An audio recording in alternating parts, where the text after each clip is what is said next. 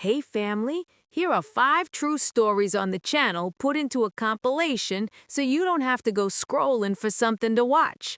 Hit the description of this video if you want some more compilations. With that out of the way, let's get started.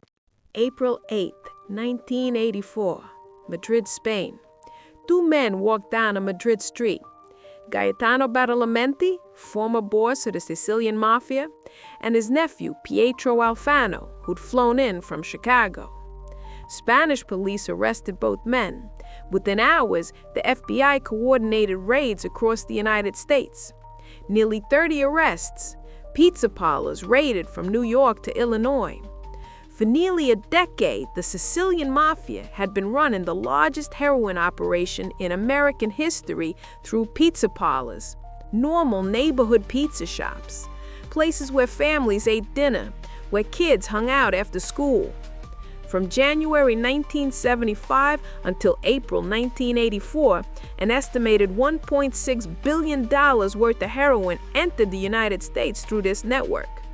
Morphine base purchased in Turkey, processed into heroin in Sicilian labs, smuggled into the U.S. hidden inside cans of tomatoes, distributed through pizza parlors in New York, New Jersey, Pennsylvania, Illinois, Wisconsin. The resulting trial lasted 17 months, the longest criminal trial in U.S. history at the time. 22 defendants, 18 convictions. This is the story of how the Sicilian Mafia turned neighborhood pizza shops into a billion-dollar heroin pipeline. The Sicilians. In the 1960s, native Sicilian mafiosi started appearing on Knickerbocker Avenue in Bushwick, Brooklyn. Mobsters called them Zips because of their rapid-fire Sicilian dialect. Most barely spoke English. Carmine Galate, a Bonanno family boss, had recruited them. Paroled in 1974 after 12 years on narcotics charges, he used the Sicilians to run a heroin network. He placed Zips in pizza parlors across New York, perfect fronts that could explain cash flow and provide cover for drug distribution. But Galante got greedy. He wanted complete control of the heroin trade. July 12th, 1979, Joe and Mary's restaurant on Knickerbocker Avenue. 3 men in ski masks burst into the back garden. They shot Galante to death. His Sicilian bodyguards had conveniently left just before. Salvatore Toto Catalano became the beneficiary. He became the street boss of the Zips. Born in Sicily, he barely spoke English. He owned a bakery in Middle Village, Queens, Catalano Brothers Bakery. To neighbors, it looked legitimate. It was actually the epicenter of an international heroin ring. Catalano's connection to Sicily was Gaetano Badalamenti, former head of the Sicilian Mafia in Palermo. Ousted in 1978 by rival mobsters, Badalamenti fled to Brazil, but he continued secretly leading one of the world's most prolific cartels. Badalamenti and Catalano, Sicily and New York, they were the key links. How it worked. The Sicilian Mafia purchased morphine base from Turkish suppliers. The morphine was transported to Palermo-based labs and processed into pure heroin. The heroin was smuggled into the United States, hidden inside cans of San Marzano tomatoes. The cans looked legitimate, food shipments for pizza parlors. The shipments arrived at pizza shops in small towns across the Midwest: Oregon, Illinois, Paris, Illinois, Olney, Illinois, sleepy towns where nobody expected international drug trafficking. Pietro Alfano ran the Midwest distribution. He owned pizza parlors in these towns. The heroin would arrive, the parlors would distribute it to local street dealers, but most went back to New York via cars and buses for further distribution throughout the Northeast. Cash flowed in the opposite direction, millions in small bills. The money went to Swiss Air. Suitcases of cash left with the Swiss Air station manager in New York. The suitcases flew to Switzerland. From there, wire transfers to Sicily, Italy, Turkey. $60 million over 8 years. That's just what investigators could document. The pizza connection also used brokerages. They opened accounts at Merrill Lynch and E.F. Hutton.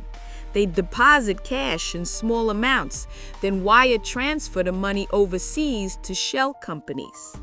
The beauty of the system was its appearance of legitimacy. Pizza parlors are cash businesses. A pizza shop doing $50,000 a year in legitimate sales could easily hide another $100,000 in drug money. For nearly a decade, this system worked perfectly. The investigation. The FBI's New York field office started noticing patterns in the early 1980s. An undercover agent named Joseph Pistone, using the alias Donnie Brasco, had infiltrated the Bonanos from 1976 to 1981. He'd gathered intelligence about the Zips. After Pistone's operation ended, the FBI established surveillance on Catalano's bakery in Queens. The Sicilians used public payphones constantly, at specific times, prearranged calls, because they knew home phones could be tapped. The FBI got court orders to wiretap these payphones. They also used pen registers, electronic devices that recorded every number dialed. Patterns emerged, the same numbers called repeatedly, a network taking shape. The Sicilians spoke in code. They never said heroin or money directly. They talked about parcels, suits, tomato cans. They also spoke in rapid Sicilian dialect. The FBI brought in translators. They listened to thousands of hours of wiretaps. The Drug Administration and New York Police Department joined the investigation. Evidence started mounting. By 1983, the FBI understood the scope. Turkey to Sicily to America. Billions of dollars. The informants. Tommaso Buscetta became the first major informant. Buscetta was a high-ranking member of the Sicilian Mafia, but internal wars in Sicily were tearing the Mafia apart. Salvatore Toto Riina, leader of the Corleonese clan, was consolidating power violently. By the time Buscetta agreed to cooperate, Riina had murdered 35 of Buscetta's relatives. Buscetta broke omerta. He testified before Italian judge Giovanni Falcone. Then he testified at the Pizza Connection trial. He identified voices on wiretapped phone calls. He explained how the Sicilian Mafia operated. Salvatore Contorno was the second major informant. He began collaborating in October 1984. Contorno testified that defendant Frank Castronovo used pizza parlors as fronts. Contorno had attended a 1980 meeting in Sicily about heroin. He'd seen Castronovo there with 3 other defendants, Salvatore Catalano, Gaetano Mazzara, and Salvatore Greco. Direct connection. The arrests. April 8, 1984. Gaetano Badalamenti and his son Vito were arrested in Madrid by Spanish police. Pietro Alfano was arrested with them. The next day, the FBI conducted coordinated raids across the United States. Nearly 30 arrests. Salvatore Catalano was arrested at his Queens bakery. Other Zips were taken into custody at their pizza parlors. For residents of small towns like Oregon, Illinois, it was shocking. We always made jokes about Pete being part of an organized branch of the Mafia, one local resident said. For years, we saw black Cadillacs in front of the shops. The mayor said, "It blows my mind. I was raised in this town, and I just don't think about things like that going on around here." That was the brilliance of the Pizza Connection. It operated in places where people didn't expect it. The trial. September 30th, 1985, federal courthouse in Manhattan. The Pizza Connection trial began. 22 defendants, all Sicilian-born. The indictment was 120 pages. The prosecution team included Louis Freeh, who would later become FBI director. They estimated the trial would last 6 to 7 months. It lasted 17 months. The volume of evidence was extraordinary. 55,000 wiretaps in multiple languages needing translation, surveillance testimony from American agents, Italian officers, Spanish police. The government called 300 witnesses. Tommaso Buscetta testified. Salvatore Cantorno testified. Joseph Pistone testified about his time infiltrating the Bonanno family. During the trial, one defendant was brutally murdered. Internal mob politics continued even during prosecution. Pietro Alfano was shot and nearly killed in retaliation. He survived. 2 other defendants pleaded guilty. That left 19 defendants by the time the jury deliberated. 17 months, the longest criminal trial in U.S. history to that point. The verdicts. March 2nd, 1987, the jury delivered their verdict. 18 of the 19 defendants were convicted. Only one was acquitted. Gaetano Badalamenti, sentenced to 45 years in federal prison. Salvatore Catalano, sentenced to 45 years in federal prison. Badalamenti died in prison in 2004, age 79. Catalano served 29 years, released in 2009, deported to Sicily. At 83 years old, he was arrested again in 2024 in Sicily, extortion charges. The conviction sent a message. The FBI could penetrate international conspiracies. They could build cases that withstood scrutiny in federal court. The aftermath. The Pizza Connection trial destroyed a billion-dollar heroin pipeline, but it didn't stop heroin trafficking. Within months, new networks formed.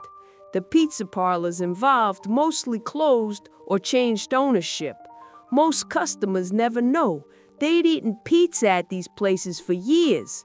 After the trial, they found out their neighborhood shop had been distributing heroin.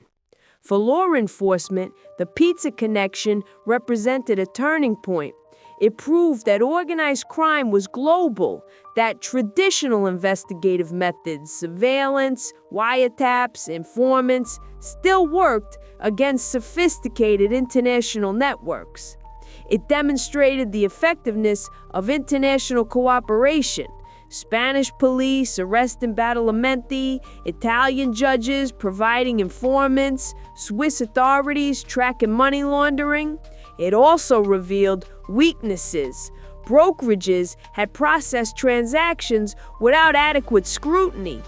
This led to stricter financial regulations, know your customer rules, anti-money laundering requirements. For the Sicilian Mafia, the Pizza Connection was a disaster. Their biggest operation exposed, their leaders imprisoned. But organized crime adapted. New methods, new technologies, new fronts. The final truth. April 8, 1984, Madrid, Spain. Gaetano Badalamenti walked down a street, thought he was safe. He was wrong. That arrest triggered nearly 30 more arrests the next day. A 17-month trial, 18 convictions. For nearly a decade, Sicilian mafiosi had turned neighborhood pizza shops into drug distribution centers. They'd operated in plain sight, in small towns where no one suspected. They moved $1.6 billion in heroin. They corrupted financial institutions. They flooded America with heroin. And for years, they got away with it. Because who would suspect the pizza parlor where you take your kids for dinner? The FBI did. With years of surveillance, thousands of wiretaps, international cooperation, $1.6 billion in heroin, hidden in tomato cans, distributed through pizza parlors, until one arrest in Madrid ended it all. December 11th, 1978, 3:12 a.m., JFK Airport, New York. A black Ford van backed up to the Lufthansa Airlines cargo terminal. 6 masked men got out, armed.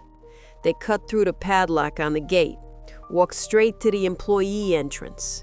64 minutes later, they walked out with $5 million in cash and $875,000 in jewelry, nearly $6 million total, the largest cash robbery in U.S. history at the time. The heist was perfect. Nobody hurt, no shots fired, clean getaway. Then the killing started. Within 6 months, at least 10 people connected to the heist were dead, shot in the head, strangled, dismembered, disappeared. Jimmy the Gent Burke decided that dead men can't testify, can't spend money, can't draw FBI attention. So he killed them all, one by one. This is the story of the Lufthansa heist, how $6 million turned into a death sentence for almost everyone who touched it. The airport. JFK Airport in the 1970s was a gold mine for organized crime. Jimmy Burke ran operations for the Lucchese Hamley out of Robert's Lounge, a bar in Queens. His crew specialized in hijacking trucks leaving the airport, 2 or 3 per week. Henry Hill worked with Burke. He'd been stealing from airlines since the early 70s. In 1978, they heard about Lufthansa. The tip. Louis Werner worked at the Lufthansa cargo terminal, cargo supervisor, 40 years old, degenerate gambler. Werner owed $20,000 in gambling debts to Martin Krugman, a bookmaker who owned a wig shop in Queens. He couldn't pay, but Werner had information. Once a month, Lufthansa flew in massive amounts of U.S. currency from Germany. American servicemen and tourists exchanged their dollars overseas. Those bills flew back to JFK. The money would sit in the vault overnight until Brink's trucks picked it up the next morning. Sometimes the cash would arrive after the last Brink's truck left. It would sit in the vault until the next business day. Vulnerable.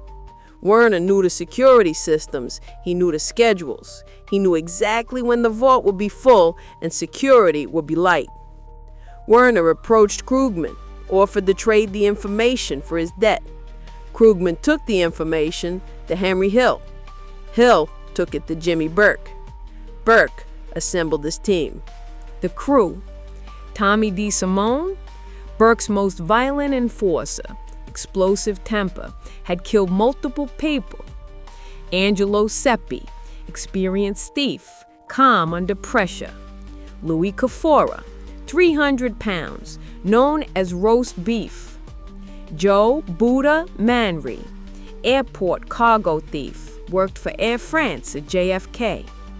Paolo Licastri, Sicilian drug trafficker, connected to the Gambino family. Burke needed their permission to operate at JFK. Robert McMahon, cargo thief. Parnell Stacks Edwards, he'd drive the getaway van, then dispose of it afterward. Frank Burke, Jimmy's son, backup vehicle driver. Each participant was promised between $10,000 and $50,000, depending on their role. Burke estimated they'd steal $2 million. They planned for months. Werner provided maps, schedules, information about which employees would be working, where the vault was, how security systems worked. Peter Grunwald, Werner's co-worker, helped too. He and Werner had successfully stolen $22,000 from Lufthansa back in 1976. They knew it could be done. The date was set, December 11th, 1978. The heist. 3:12 a.m. The black Ford van pulled up to Building 261. The crew cut through the padlocked gate. 6 masked men entered the building, weapons drawn. They rounded up the night shift employees, 7 people working, ordered them into the break room, handcuffed them. The crew forced Supervisor Rudy to open the vault, a 10 by 20-foot room, double door system. If you open the second door without closing the first, it triggered an alarm to Port Authority police. Irick opened the first door, then the second. No alarm. Inside were cartons of cash, banded bills, untraceable, plus jewelry. The crew loaded everything into the van, worked fast. At 4:21 a.m., they pulled out, told the employees not to call police until 4:30. The entire heist took 64 minutes. They drove to a warehouse in Canarsie, Brooklyn. John Gotti owned it. The loot was transferred from the van to the trunks of 2 cars. Stax Edwards was supposed to take the van to a junkyard in New Jersey, Gotti's junkyard. The van would be crushed. Instead, Edwards got drunk, went to his girlfriend's apartment, parked the van on the street in front of a fire hydrant, fell asleep. 2 days later, police found the van. Inside were fingerprints, a ski mask, a leather jacket. The FBI identified the prints as belonging to Parnell Edwards. They knew exactly who'd done the heist, Burke's crew. But knowing and proving are different things. The count. When the dust settled, Burke and his crew counted the take. Not 2 million like they had estimated. 5 million in cash, 875,000 in jewelry, nearly 6 million total. Everyone's cut just tripled. But Burke had a problem. More money meant more attention. The FBI would investigate harder. People would talk. Someone would get drunk and brag. Burke made a decision. Nobody was getting their full cut. Not yet. Maybe not ever. And anyone who complained was a problem. The bodies. Parnell Stax Edwards was first. He'd failed to destroy the van. His fingerprints led the FBI straight to the crew. Burke ordered Tommy DeSimone to kill him. December 18th, 1 week after the heist, Edwards was hiding at his girlfriend's apartment. DeSimone and Seppi showed up, shot him 5 times in the head. Martin Krugman was next, the bookmaker who'd brought the tip to Henry Hill. Krugman kept demanding his cut, loudly, where people could hear. January 6th, 1979, less than a month after the heist, Krugman disappeared. His body was never found. Henry Hill later claimed Burke and Seppi killed and dismembered him. Louise Roast Beef Kafora was told to lay low, don't spend money.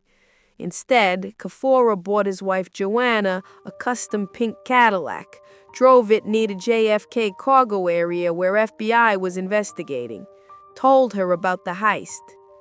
February 1979, Kafora and his wife disappeared. Their bodies were never found. Robert McMahon and Joe Buddha Manriani both worked cargo at JFK. The FBI approached them, offered witness protection in exchange for testimony. They refused. May 16, 1979. Both men were found shot in the back of the head, execution style, sitting together in a parked car in Brooklyn. Paolo Lecastri, the Sicilian drug trafficker connected to the Gambinos, was supposed to get a cut for the family, $200,000. Burke didn't want to pay. June 13, 1979, Lecastri's burned, naked, bullet-riddled corpse was found on a trash heap in Brooklyn. Tommy DeSimone, Burke's enforcer who'd killed Edwards, disappeared in January 1979. He'd been summoned to a meeting, told he was getting made. It was a setup. DeSimone had killed the made man years earlier without permission. The Gambino family wanted revenge. They killed DeSimone. His body was never found. By summer 1979, at least 10 people connected to the heist were dead and missing. Louis Werner. The FBI couldn't connect Burke directly to the heist, but they had Werner, the inside man. Werner had been bragging, telling people at bars. His local barman knew. The FBI arrested him, February 1979. Werner was the only person who faced charges initially. He was convicted in April 1980, sentenced to 15 years. But Werner had never met Burke, couldn't identify the gunman. He dealt through intermediaries, Krugman, Hill, never Burke directly. Werner went to prison. Everyone else stayed free. Henry Hill flips. April 1980, Henry Hill was arrested on narcotics charges, unrelated to Lufthansa. Hill was facing serious crime, but he had another problem. He was convinced Burke was planning to kill him next. Burke had killed everyone connected to Lufthansa. Hill knew how Burke operated. Dead men don't talk. Hill made a choice, enter witness protection, testify against everyone. The FBI gave Hill immunity. He told them everything, not just Lufthansa, every crime he'd been a part of for 20 years. Hill's testimony led to convictions. Burke was sentenced for the Boston College point-shaving scheme and for an unrelated murder. Never for Lufthansa. The evidence wasn't there. Paul Vario was convicted of racketeering, died in prison in 1988. Burke died in prison in 1996, lung cancer, age 64. He never faced charges for Lufthansa or the murders. Vincent Asaro. Decades passed.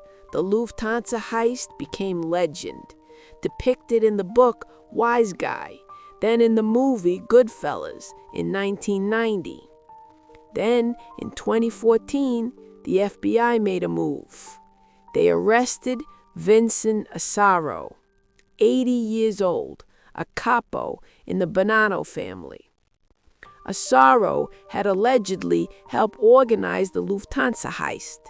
His cousin testified against him, wore a wire, recorded Asaro talking about the heist. On the tapes, Asaro complained that Burke kept everything, that they never got our right money, what we were supposed to get. November 12, 2015. The jury delivered their verdict. Not guilty. Acquitted of all charges. The jury didn't believe his cousin. Asaro walked free. To this day, almost none of the stolen money has ever been recovered. $6 million. Gone. The truth. December 11th, 1978. 6 masked men walked into the Lufthansa cargo terminal at JFK. 64 minutes later, they walked out with nearly $6 million. The perfect heist. Then Jimmy Burke killed almost everyone involved. At least 10 people. Shot, strangled, dismembered, disappeared. Stax Edwards failed to dispose of the van. Dead. Krugman complained too loudly. Dead. Kafora bought a pink Cadillac and bragged. Both he and his wife dead. McMahon and Mundry refused to cooperate with the FBI. Dead. LeCastre wanted his family's cut. Dead. The only people who survived were the ones who stayed completely silent or rented witness protection. Louis Werner went to prison, served his time. Henry Hill entered witness protection, testified against everyone, lived until 2012, died at age 69. Natural causes. Jimmy Burke died in prison, never convicted for Lufthansa, never convicted for the murders. But everyone knew. Vincent Asaro walked free in 2015, 80 years old, acquitted. The Lufthansa heist was the largest cash robbery in U.S. history in 1978. It remained unsolved for decades. But the truth is simpler. $6 million, at least 10 bodies, and a mastermind who understood that the only way to keep a secret is to make sure nobody's left alive to tell it. February 14th, 1910. Highland, New York. Secret Service agents surrounded a 2-story farmhouse at 3 in the morning. They'd been watching it for 6 months, waiting, building their case. Inside that farmhouse was a printing press, not for newspapers, not for pamphlets, for $50 bills. The men running it had flooded the eastern United States with fake currency for over a decade. They printed hundreds of thousands of dollars, passed it through grocery stores, saloons, train stations, small transactions where nobody looked too closely. The bills were good, really good. Good enough that most people never noticed. Good enough that when someone did notice, they couldn't prove it. The Secret Service knew who was behind it: Giuseppe Morello, the first boss of the first Italian organized crime family in America. But knowing and proving are two different things. What the Secret Service didn't fully understand yet was how the operation worked, the chemistry, the networks, the system that let organized crime turn $20 in materials into $20,000 in profit. Counterfeiting wasn't glamorous like bootlegging. It wasn't dramatic like murder. But for organized crime, it was something better. It was reliable. And once you understood how it worked, you understood why the Mafia kept coming back to it for over a century. The appeal. Before we get into how counterfeiting operations actually functioned, you need to understand why organized crime was attracted to it in the first place. Most Mafia businesses required territory. Bootlegging needed speakeasies and distribution routes. Gambling needed protection from cops and rival gangs. Loan sharking needed a neighborhood where people knew you and feared you. Counterfeiting was different. You could do it anywhere.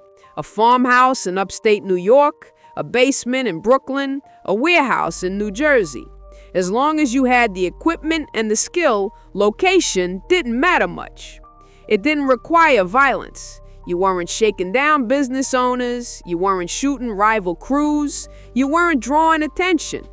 A good counterfeiting operation was invisible until it was too late. The profit margins were insane. Raw materials cost almost nothing. Paper, ink, chemicals, maybe a few $100s. If you printed $50 bills, every successful pass was nearly pure profit. Print $10,000 in counterfeit 50s, spend $200 on materials, and you just made a $9,800 profit. If you could pass it without getting caught. That was the key phrase, if you could pass it. Because counterfeiting had one massive advantage over every other criminal enterprise. The federal government cared more about stopping it than almost anything else. Why? Currency is trust. When people believe a dollar bill is worth $1, the economy functions. When they start doubting it, everything collapses. Counterfeiting attacks that trust. It dilutes the money supply.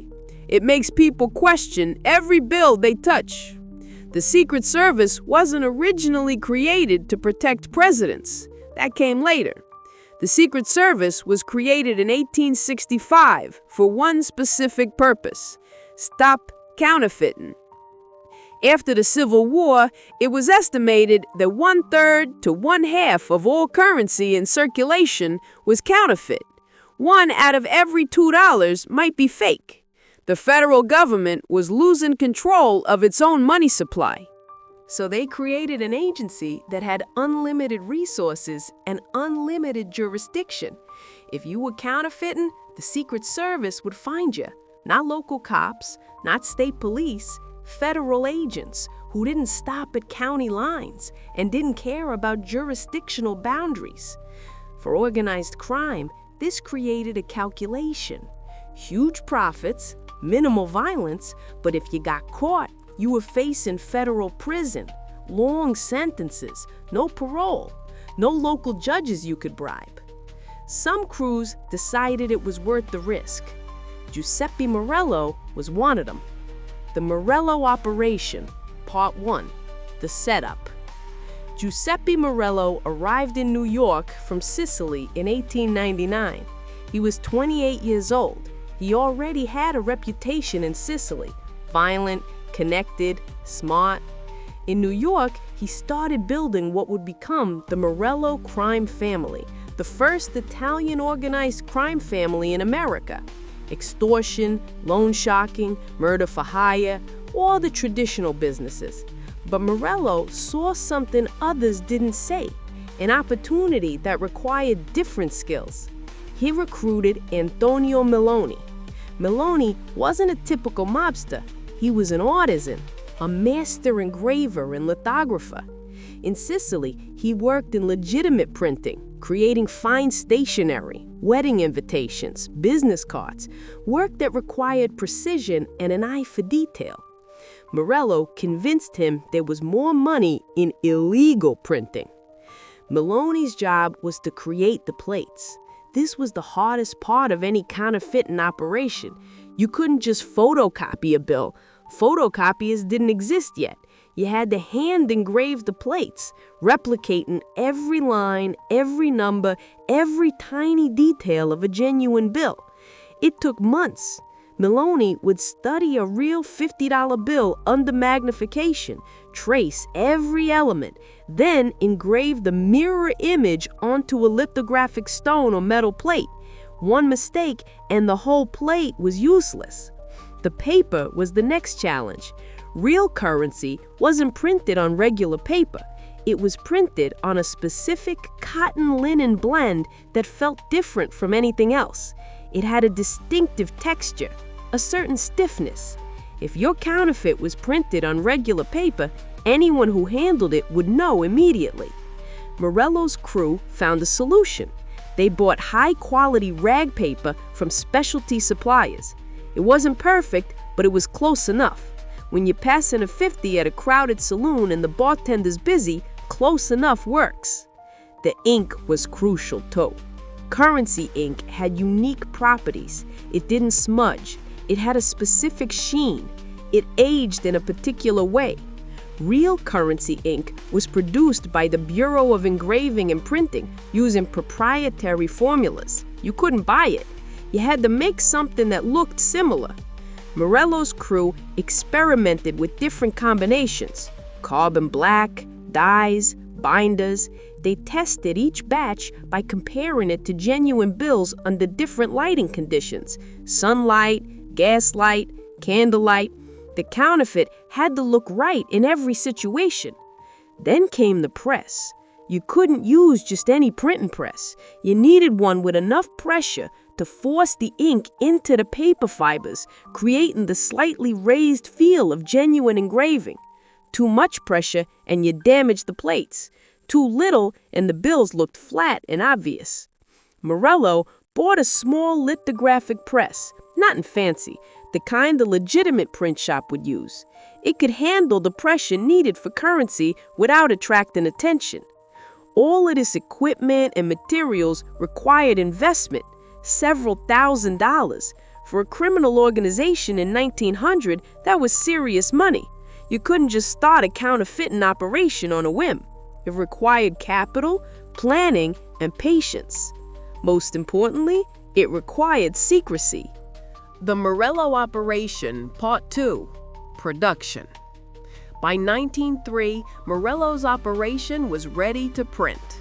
They'd rented the farmhouse in Highland, New York, a quiet town about 75 miles north of New York City, far enough from the city to avoid attention, close enough to reach their distribution network. The location was perfect, isolated. The nearest neighbor was half a mile away. Thick trees on 3 sides, a single dirt road leading in. If anyone approached, they'd see the dust cloud long before the visitor arrived. Inside, they'd converted the main room into a print shop. The lithographic press dominated the center. Shelves held plates, paper, ink. They'd covered the windows with thick curtains. No one could see in. More importantly, no one could see the light at night when they were printing. The printing process took time. You couldn't rush it. First, Maloney would ink the plate, roll the sticky ink across the engraved surface, making sure it filled every groove and line. Too much ink, and it would blur. Too little, and the details would be faint. Then he'd position the paper, line it up perfectly with the plate. Even a millimeter off, and the borders would be wrong, the serial numbers misaligned. Anyone who looked closely would notice. The press would come down, pressure forcing the ink from plate to paper. The distinctive feel of engraved printing. They'd pull the bill and inspect it, hold it up to light, check the details. Most bills were acceptable. Some were perfect. A few had flaws, smudges, misalignments, broken lines. Those went straight into the fire. They couldn't risk anyone seeing an obviously flawed counterfeit and tracing it back to them. Serial numbers were a problem. Genuine bills all had different serial numbers. If you printed 1,000 bills with the same serial number, anyone who looked at 2 of them would know they were fake. Morello's solution was simple but labor-intensive. They printed bills in small batches, changed the plates regularly to vary the serial numbers. It was slower, but it made the bills much harder to detect. They aged the bills too. Fresh bills look suspicious. They take a stack of new counterfeits and handle them, fold them, crumple them slightly, rub them with a little dirt, make them look like they'd been in circulation for a while. Some bills they'd fold and put in their pockets for a few days, walk around with them, let them pick up the wear and smell of real currency. The operation produced bills in cycles. They'd print for a few days, then shut down completely for a week or 2. Let things cool off. Watch for any signs that law enforcement was getting close. At their peak, they were printing around $20,000 in counterfeit 50s per year. That doesn't sound like much today, but in 1900, the average worker made around $500 a year. $20,000 in counterfeit was equivalent to 40 years of wages. The printing was only half the operation. The harder part was getting the bills into circulation without getting caught. The distribution network. Giuseppe Morello understood something fundamental about counterfeiting. The person who prints the bills can never be the person who spends them. If you print and pass your own counterfeits, you leave a direct trail. When someone inevitably notices a fake bill, they remember who gave it to them. They tell police, police investigate, they trace it back, you're arrested. Morello built layers of separation between the printing operation and the final transaction. The system worked like this. At the top was the printer, Malone and a few trusted associates who actually produced the bills. They never passed a single counterfeit, never went near a store or saloon, never touched the distribution side. They existed in complete isolation from the street-level operation. Below them was the wholesaler, Morello himself. He'd take the printed bills and sell them to middlemen at a discount. $1,000 in counterfeit 50s sold for $200 to $300 in real money. The wholesaler made real profit without taking the risk of passing fake bills. The middlemen were the next layer. Small-time criminals, crew associates, people who wanted to make money but weren't important enough to be directly involved in the printing. They'd buy counterfeit in bulk from Morello, then sell it to passers at a markup. Buy for $300, sell for $500. pure profit, still no direct exposure. At the bottom were the passes, also called shovers. These were the people who actually spent the counterfeit bills in stores, restaurants, train stations. They bought the fake bills for about 50 to 60 cents on a dollar. Buy $100 in counterfeit for $50 or $60 in real money. If they successfully passed it all, they just doubled their money. But passes took all the risk. Good passes were invaluable. They needed to look respectable, dress well, act natural, make small purchases where large bills weren't unusual, but the cashier was too busy to look closely. Buy a train ticket with a $50, get $48 in real change. You just turned the worthless piece of paper into real money. Buy groceries, pay for a meal, purchase clothing. Always small transactions, always busy locations, always different neighborhoods. The key was spreading it out. Never pass more than 1 or 2 bills in the same area, never return to the same store, never establish a pattern. Smart passers kept track of where they'd been. They'd map out the city, marking locations they'd already hit. Some wouldn't return to the same neighborhood for months. They also watched for suspicious behavior. If a cashier held the bill up to the light, examined it too closely, called the manager, you didn't wait to see what happened. You acted confused, claimed you didn't know it was fake, apologized, and offered a different bill. Then you never went back. Women were often used as passers. Society viewed women as less suspicious. A well-dressed woman making a purchase at a department store rarely got scrutinized.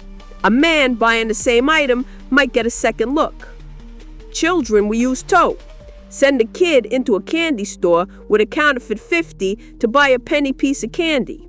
The shopkeeper would feel bad questioning a child. They'd make change and send the kid on his way. By the time they realized the bill was fake, if they ever did, the child would be long gone.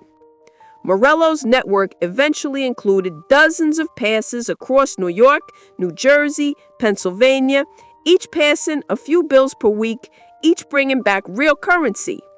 $20,000 in counterfeit passed successfully through careful distribution generated about $12,000 to $15,000 in real money. After paying passes, middlemen, and operating costs, Morello's organization cleared around $8,000 to $10,000 per year from counterfeiting alone. But every time a passer spent the fake bill, they created evidence. How the Secret Service investigated. William Flynn had been with the Secret Service since 1897. By 1908, he was the agent in charge of the New York field office. His job was to stop counterfeiting in the largest city in America. He had a problem. Reports of fake $50 bills were coming in constantly. Grocery stores, saloons, clothing shops, train stations, all across New York City and into surrounding areas. The bills were good, high quality, same style, same paper, same ink, clearly from the same source. Flynn knew this was a major operation. One person working out of their basement couldn't produce this many bills at this level of quality. This was organized, professional, well-funded. The Secret Service investigated counterfeiting differently than local police investigated crimes. They didn't start by looking for suspects. They started by studying the bills themselves. Every counterfeit has flaws. The engraving is never perfect. The paper is never exactly right. The ink has subtle differences. These flaws are like fingerprints. Once you identify them, you can connect every bill to the same source. Flynn collected fake 50s from every reported incident. He examined them under magnification, cataloged every detail, the way certain numbers were shaped, the spacing of letters, the texture of the paper. He confirmed what he suspected. Same source, same plates, same operation. Now he had to find it. The Secret Service used informants. They had people inside criminal networks, people who owed them favors, people who were facing charges and wanted deals. Flynn put out word through these channels. Whoever gives up the counterfeiting operation gets paid and gets immunity. Someone talked, not about the printing operation, that was too well protected, but about the distribution. Flynn learned about middlemen buying counterfeit bills. He learned about passes. He started following them. The Secret Service used surveillance. They'd identify a passer, then follow them for weeks. Watch where they went, who they met, where the counterfeit came from. It was slow work. Passers were cautious. They'd take complicated routes, double back, watch for tails. Some use multiple helpers to pass off packages, creating layers of separation. But eventually, patience paid off. Flynn's agents traced the distribution network back to a handful of middlemen.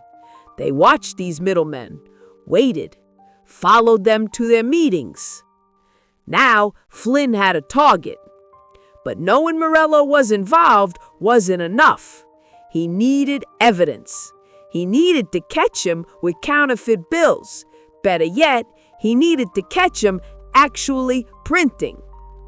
The Secret Service got a court order to tap Morello's communications.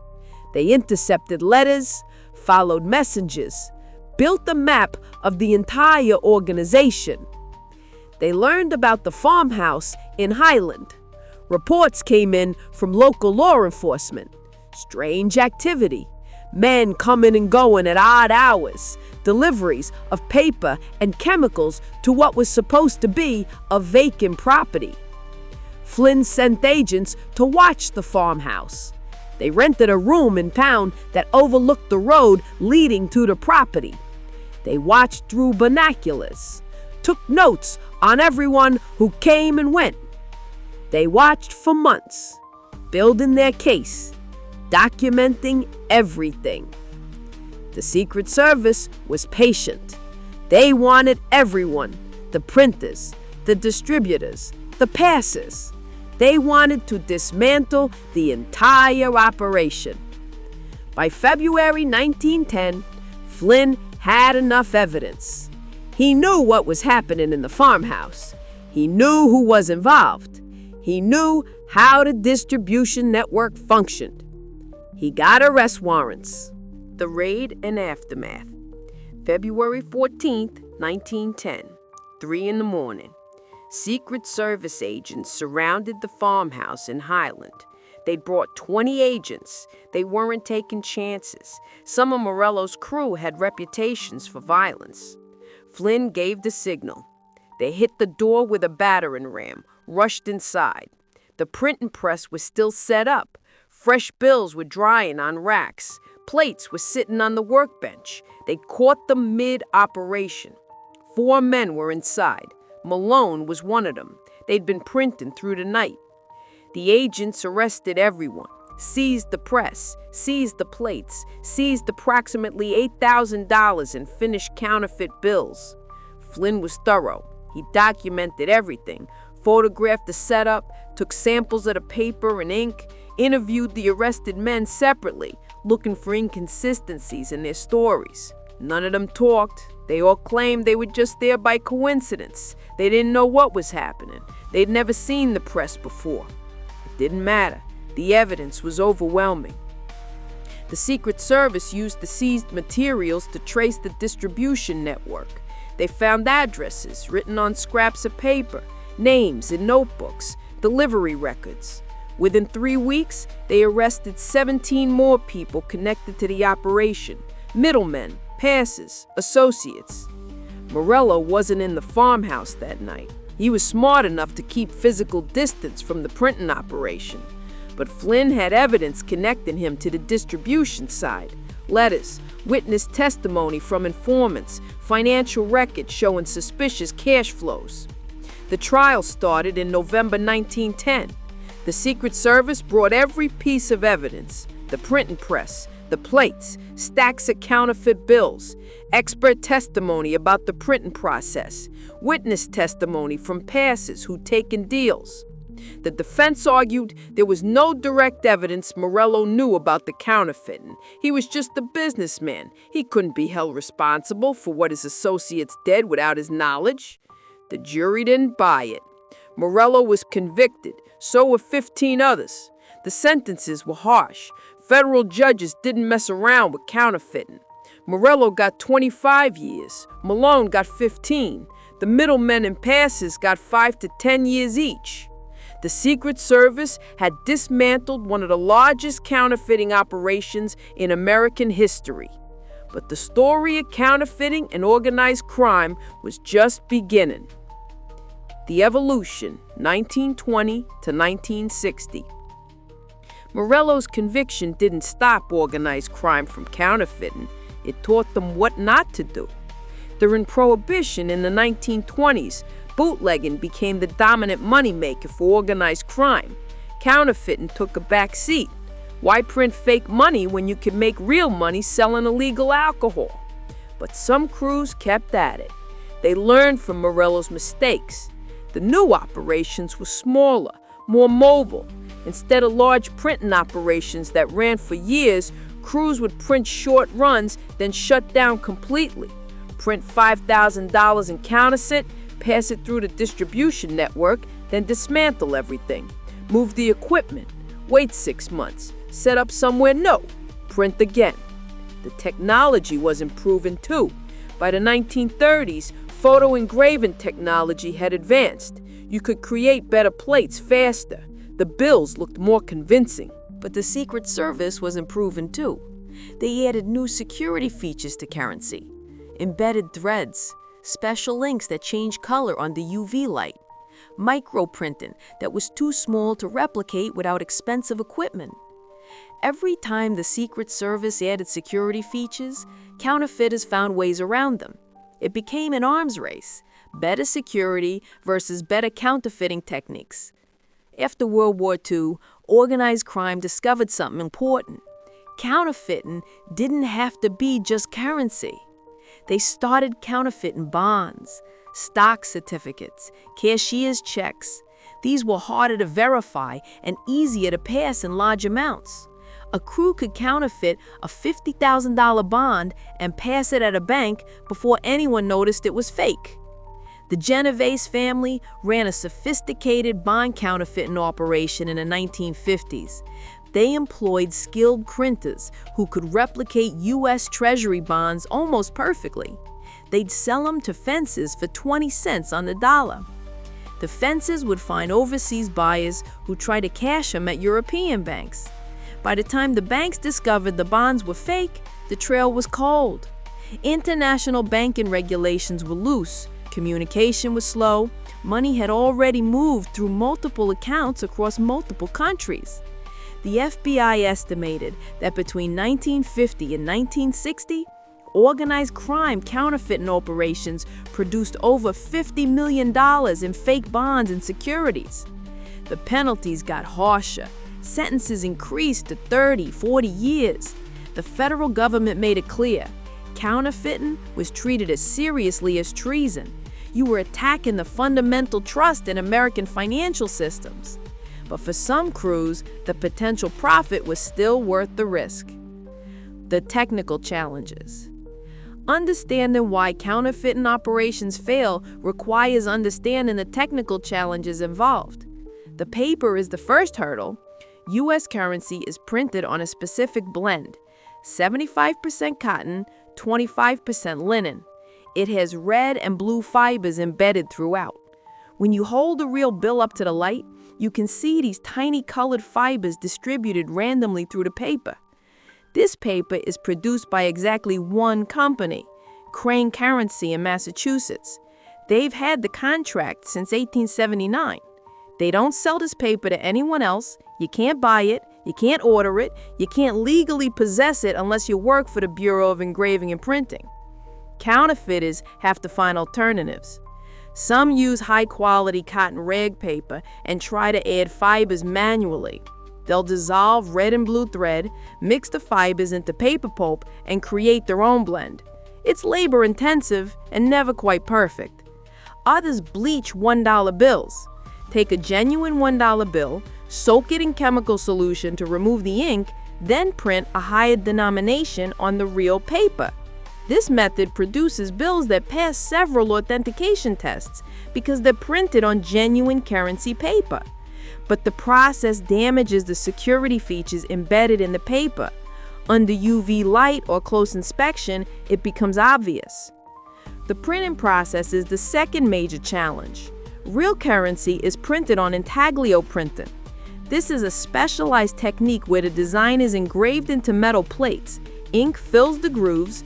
Paper is pressed against the plate with tremendous force.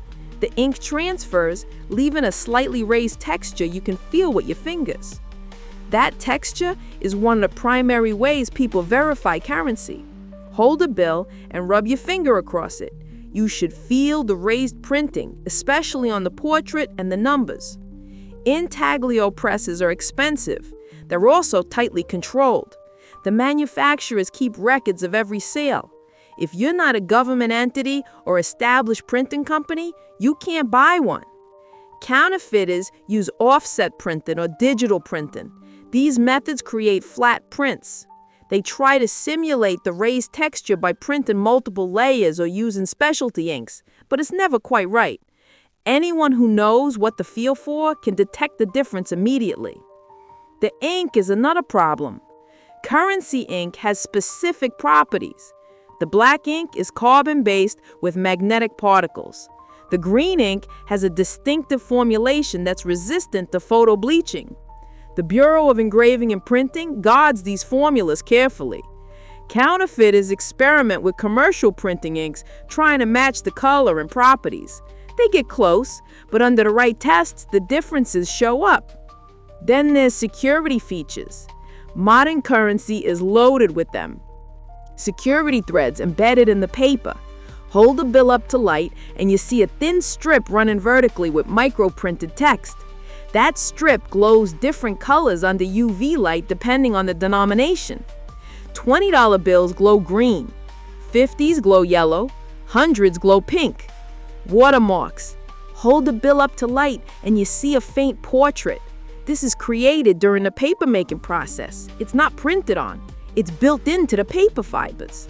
You can't replicate it without access to the same paper-making techniques. Color shifting ink. Tilt the bill and certain numbers change color. On a $100 bill, the 100 in the lower right corner shifts from copper to green. This ink contains special pigments that reflect different wavelengths of light depending on the viewing angle. It's extraordinarily expensive and nearly impossible to replicate. Microprinting. Text so small you need magnification to read it. On a genuine bill, this text is sharp and clear. On a counterfeit, it's blurry or looks like a solid line. Serial numbers.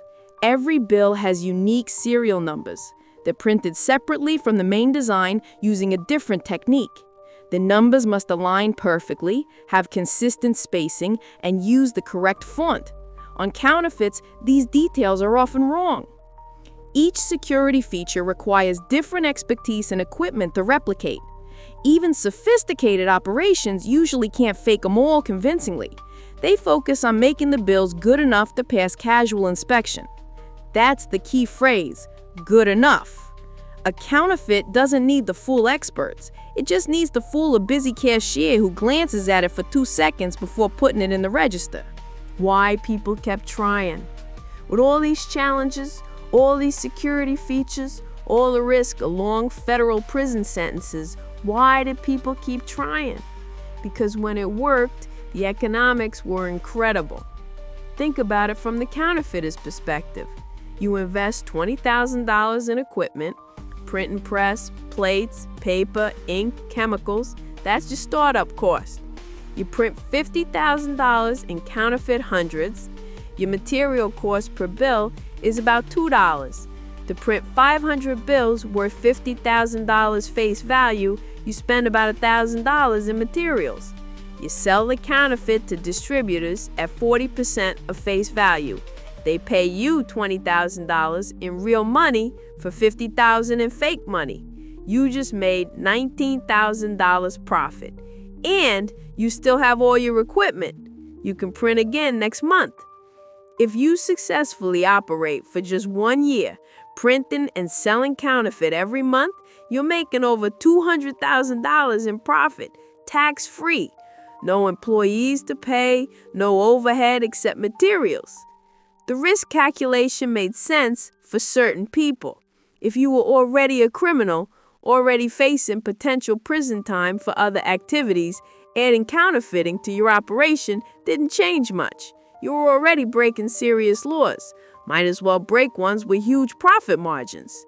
For organized crime specifically, counterfeiting fit into their business model perfectly. They already had distribution networks. They already had people who could pass fake bills while doing their regular activities. A loan shark making collections could pass counterfeit while making rounds. A bookie taking bets could pass counterfeit when paying winners. They could also use counterfeit strategically. Need to pay someone you don't like? Give them counterfeit. If they try to spend it and get caught, that's their problem. If they notice it's fake and come back angry, you claim you didn't know and pay them in real money. Either way, you save money. Counterfeit was also useful for money laundering. You'd mix fake bills in with real money, deposit it in banks in small amounts, and let it circulate. Banks weren't checking every bill in 1960. They assumed if it came from a legitimate-looking business deposit, it was real. The other factor was ego. For some printers, especially the skilled artisans, counterfeiting was a challenge. Could they create something so perfect that even experts couldn't tell? It became about craftsmanship and pride, not just money.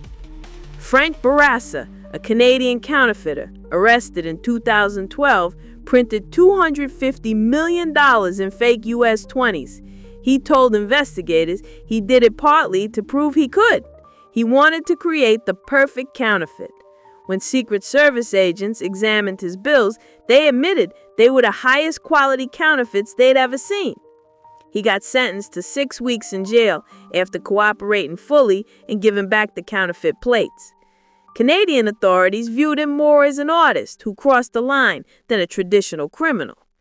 But most counterfeiters weren't artists. They were criminals looking for profit. The modern era, 1980 to 2000. By the 1980s, counterfeiting had changed dramatically. The biggest shift came from technology. Personal computers, laser printers, desktop publishing software, scanners. Suddenly, anyone with a few $1,000s could set up a counterfeiting operation in their garage. You didn't need specialized printing equipment. You didn't need years of training as an engraver. You scanned the bill, adjusted it in Photoshop, printed it on decent paper, and you had counterfeit. The quality wasn't as good as traditional methods.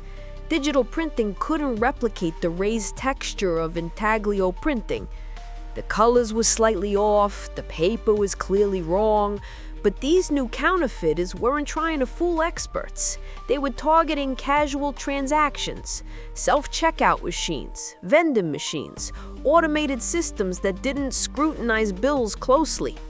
The Secret Service called these people casual counterfeiters. They weren't organized crime. They were regular people who thought they'd found an easy way to make money.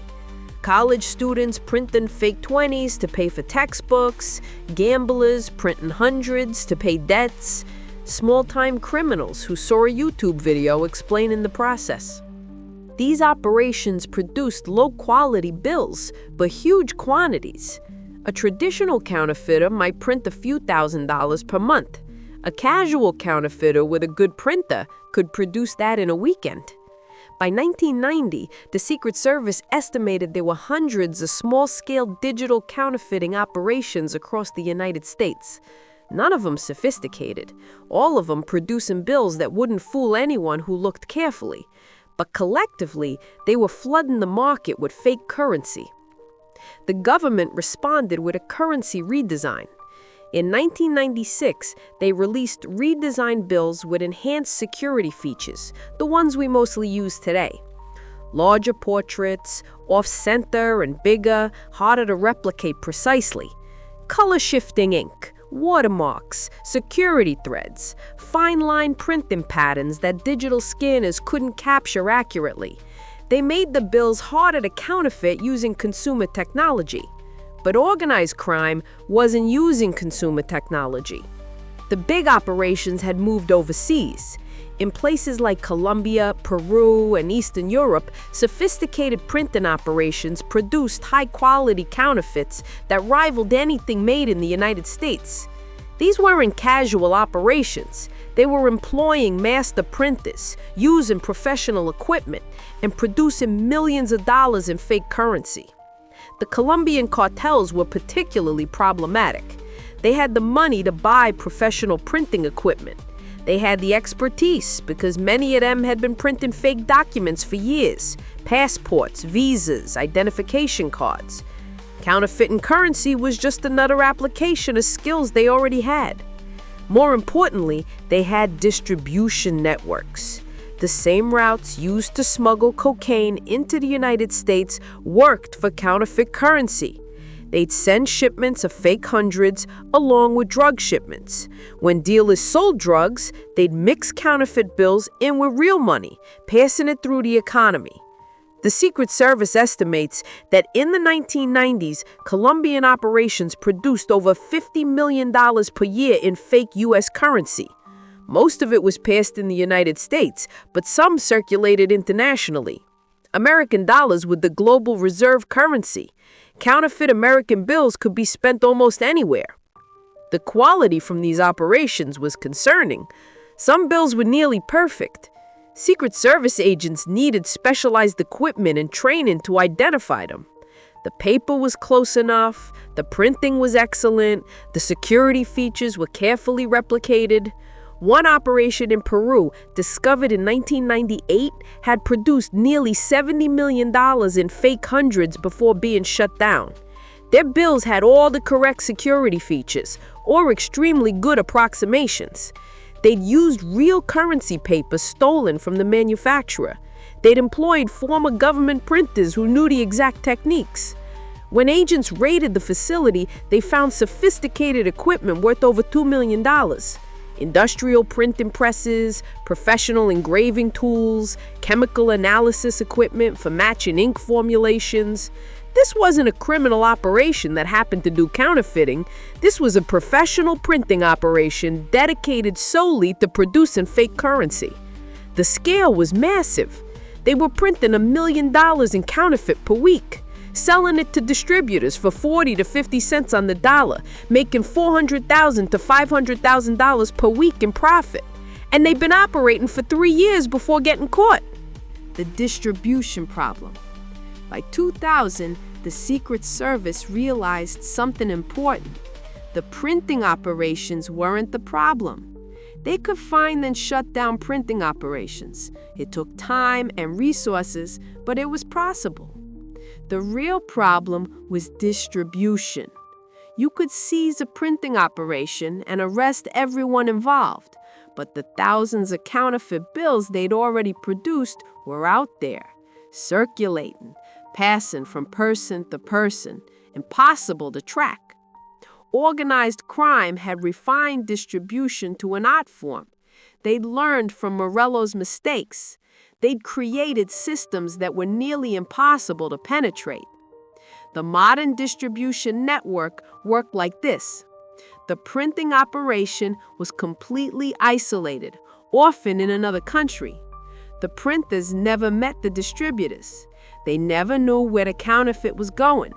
They'd produce bills, package them, and send them through a series of intermediaries. The first intermediary would be a shipping company, usually a freight forwarder that handled lots of international shipments. The counterfeit would be hidden in shipments of legitimate goods, electronics, clothing, auto parts, mixed in with thousands of other packages. Customs couldn't inspect everything. They used risk assessment. If a shipment came from a known legitimate company, had proper documentation, and matched expected patterns, it usually passed through without inspection. The shipment would arrive at a warehouse in the United States. Someone would pick it up. Not anyone connected to organized crime, a legitimate business owner who'd been paid to receive a package and hold it. They didn't know what was inside. They were told it was imported merchandise. They'd hold it for a few days, then someone else would pick it up. That second person would take it to another location, break down with shipment, remove the counterfeit, repackage it into smaller quantities, $5,000 here, $10,000 there.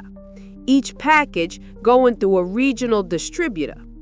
The regional distributors were mid-level criminals, people who handled various illegal goods. They'd sell a counterfeit for 50 to 60% of face value. These weren't specialists. They weren't counterfeiters. They were just people who knew how to move illegal merchandise and had connections to people who wanted it. The passes would sell the passes. The passes were the same as they'd always been. Low-level criminals, drug addicts, people desperate for money. They'd buy counterfeit for 70 to 80 cents on the dollar and try to pass it. Here's what made this system nearly impossible to stop. Nobody knew where the bills came from. The passer didn't know who the local crew bought from. The local crew didn't know who the regional distributor bought from. The regional distributor didn't know where the shipment originated. The Secret Service could arrest the passer, interview them, trace it back to the local crew, arrest them, trace it back to the regional distributor, arrest them. But at that point, the trail went cold. The regional distributor might have bought the counterfeit from someone they met once in a parking lot. No names, cash transaction, no records. And while this investigation was happening, the printing operation was still running, producing more counterfeit, sending it through different distribution channels.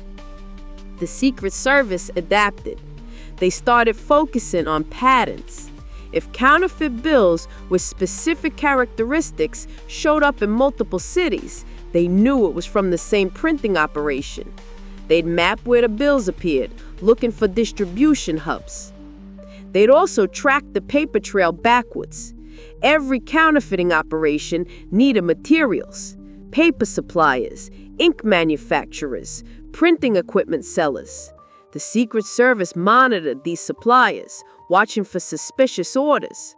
If someone ordered 10,000 sheets of high-quality cotton rag paper, the supplier had to report it. If someone bought specialty ink in large quantities, that got flagged. If someone purchased used printing equipment that could produce currency, the Secret Service knew about it.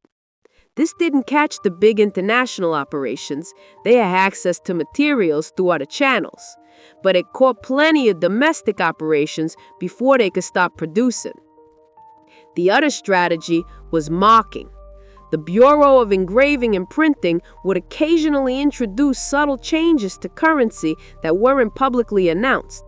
Tiny modifications to design elements, slight adjustments to ink formulations, changes so small that most people would never notice. But counterfeiters working from older bills would know about these changes. Their counterfeit would be based on outdated designs. When Secret Service agents examined suspected counterfeit, they checked for these hidden markers. If the bills didn't have the latest modifications, they knew they were fake, even if everything else looked perfect. This created a constant problem for counterfeiters. They couldn't just create plates and use them for years. They had to constantly update their work to match current currency. Every time they updated, they risked making mistakes. The super dollar. Then, in the early 2000s, something unprecedented happened. Counterfeit bills started appearing that was so good, the Secret Service initially couldn't prove they were fake. They called them super notes or super dollars. These weren't regular counterfeits. The paper was genuine currency paper, not something similar. actual currency paper from Crane Currency, the only authorized manufacturer.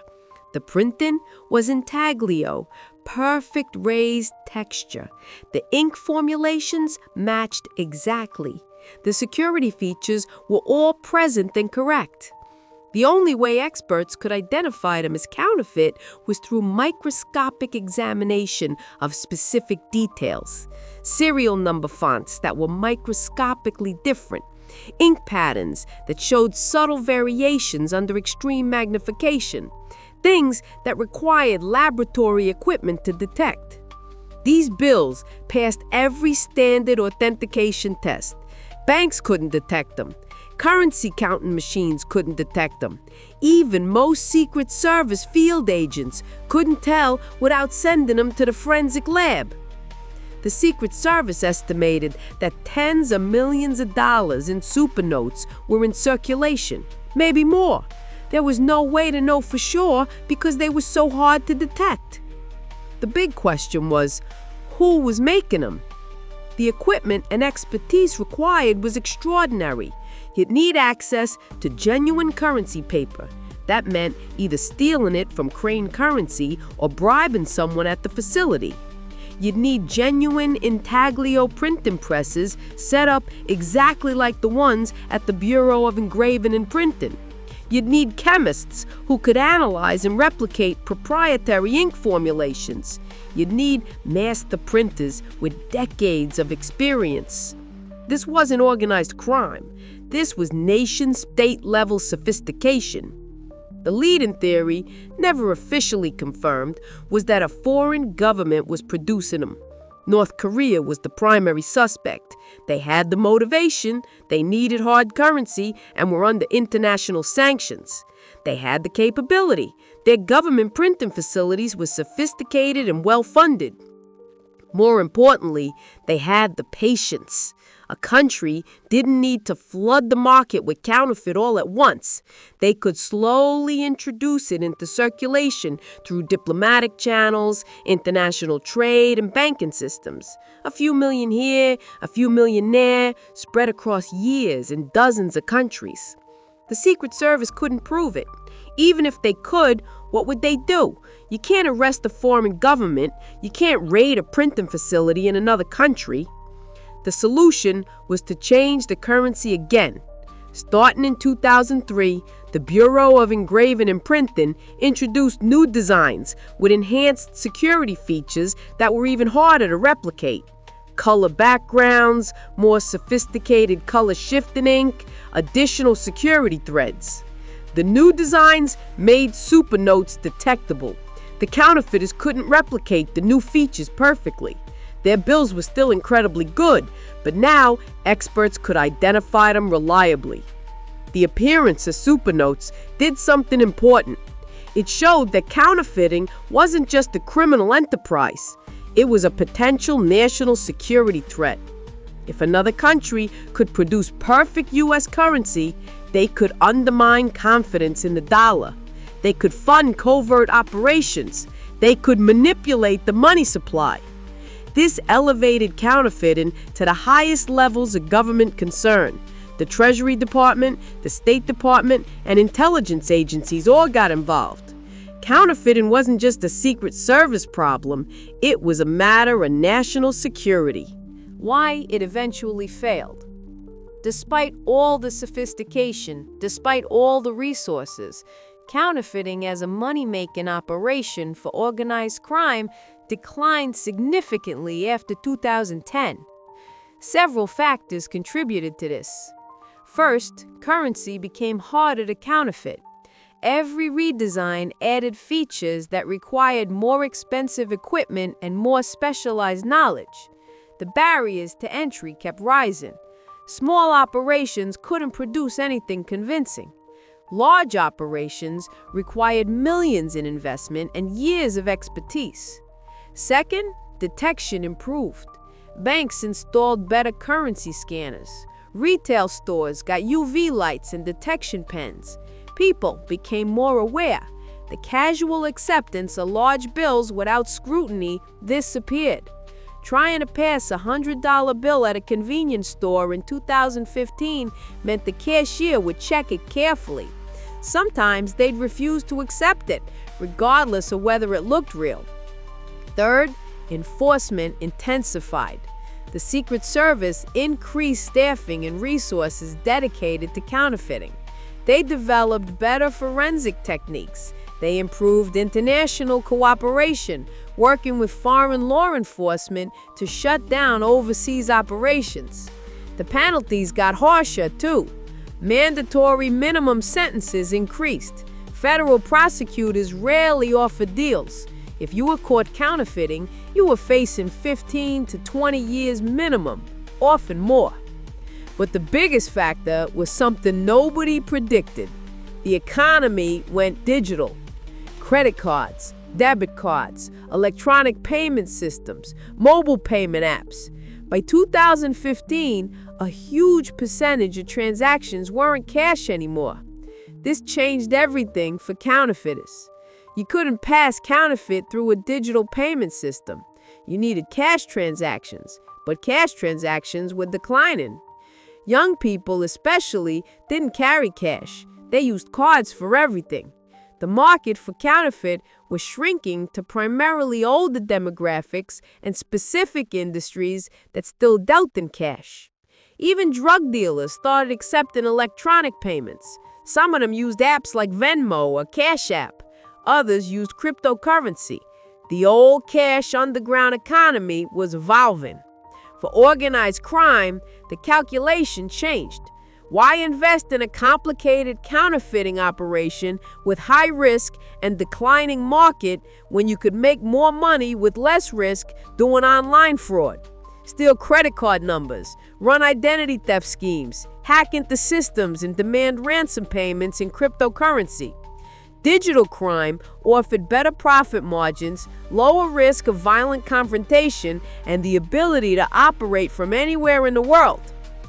Counterfeiting required physical production, physical distribution, face-to-face transactions. All of these created exposure and risk. By 2020, the Secret Service estimated that total counterfeit in circulation had dropped to less than $20 million per year. That sounds like a lot, but in an economy where trillions of dollars change hands annually, it's statistically insignificant. The counterfeiters who remained were mostly small-scale operations, people printing a few $1,000s for personal use, not sophisticated organizations producing millions. The big international operations largely shut down. The risk-reward calculation didn't make sense anymore. If you had the resources and expertise to run a professional counterfeiting operation, you could make more money with less risk doing something else. Steal credit card numbers, run identity theft schemes, hack into systems and demand ransom payments in cryptocurrency. Digital crime offered better profit margins, lower risk of violent confrontation, and the ability to operate from anywhere in the world. Counterfeiting required physical production, physical distribution, face-to-face transactions. All of these created exposure and risk.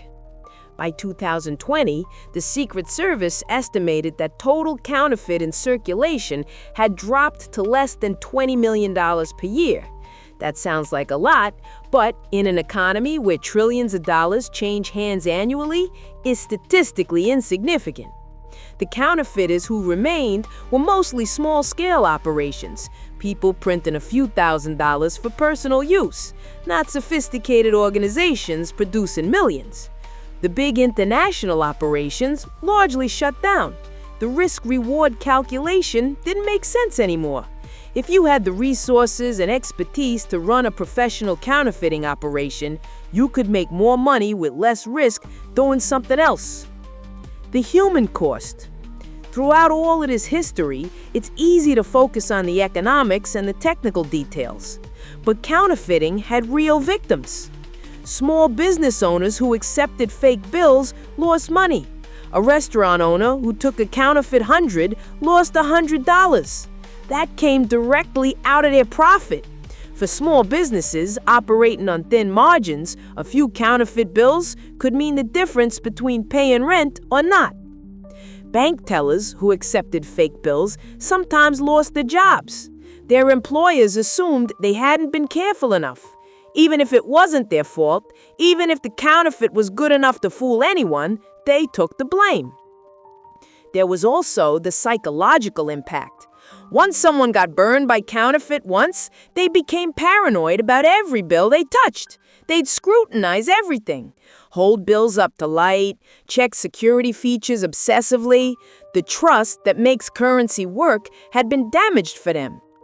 For the people caught counterfeiting, the consequences were devastating. Federal prison sentences meant years away from families. Even after release, a federal counterfeiting conviction on your record made it nearly impossible to get legitimate employment. Banks wouldn't hire you, most businesses wouldn't take the risk. You were marked permanently. Some of the passes were people who'd made desperate decisions. Drug addicts who needed money, people facing eviction who saw it as a quick solution.